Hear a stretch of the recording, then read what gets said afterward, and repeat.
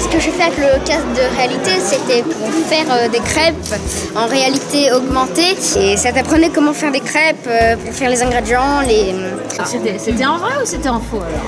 Bah, c'est entre le vrai et le faux, la réalité virtuelle. En fait, t'as l'impression que t'es dedans, mais en fait, il y avait les meubles, mais en fait, tu pouvais pas... en fait, c'était comme s'ils étaient là, mais en fait, tu pouvais pas t'asseoir dessus, sinon tu tombais. À un moment, j'ai vraiment cru que j'étais vraiment dans une piscine, et du coup, quand j'ai voulu m'appuyer, je suis tombée. C'est un peu bizarre la première fois.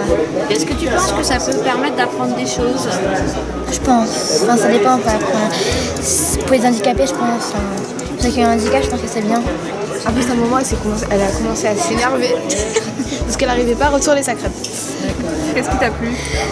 Tout. Ou sinon, quand j'ai foutu le bazar à la cuisine. Un matériel assez imposant qui, en arrière-plan, comme vous pouvez le voir, est une régie qui permet de filmer en 360 VR stéréoscopique et de pouvoir le faire en live et pouvoir immerger les gens dans leur salon. Le live devient de plus en plus présent dans cette technologie puisque les gens recherchent une nouvelle expérience pour pouvoir immerger les gens dans un concert par exemple. Je m'appelle Natalia Kosmina et je suis une chercheuse. Je travaille sur ce qu'on appelle des interfaces cerveau-ordinateur. Pour contrôler des objets comme par exemple ce drone, on peut lui associer des commandes. Par exemple, si vous imaginez un mouvement de la main gauche sans bouger la main gauche, le drone va aller à gauche, etc. Et bien sûr, un pilotage du drone par la pensée, c'est juste une application ludique pour montrer la technologie, surtout au grand public. Moi, je travaille surtout sur les applications pour des personnes qui ont un handicap moteur.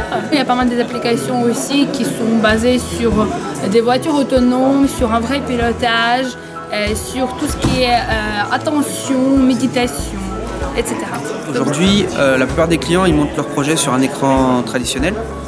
Et nous, on leur propose de visualiser en réalité virtuelle le sujet de leur présentation. Alors soit dans le même espace, soit dans des espaces complètement différents, c'est-à-dire qu'il peut y avoir le commercial à Paris et puis le client à Marseille. Qu'est-ce que tu viens de faire là maintenant? L'Everest. L'Everest, qu'est-ce que tu as fait sur ce stand? Escalader l'Everest. Ça allait beaucoup plus vite et c'était pas de la réalité. Et ça va sur l'Everest? T'as pas eu trop le vertige? Non. Enfin si, il y avait le bord de la montagne et j'ai cru que c'était vraiment réalité, alors on approchait tout doucement. Il y avait des gens? Oui. C'était des vrais gens? Non.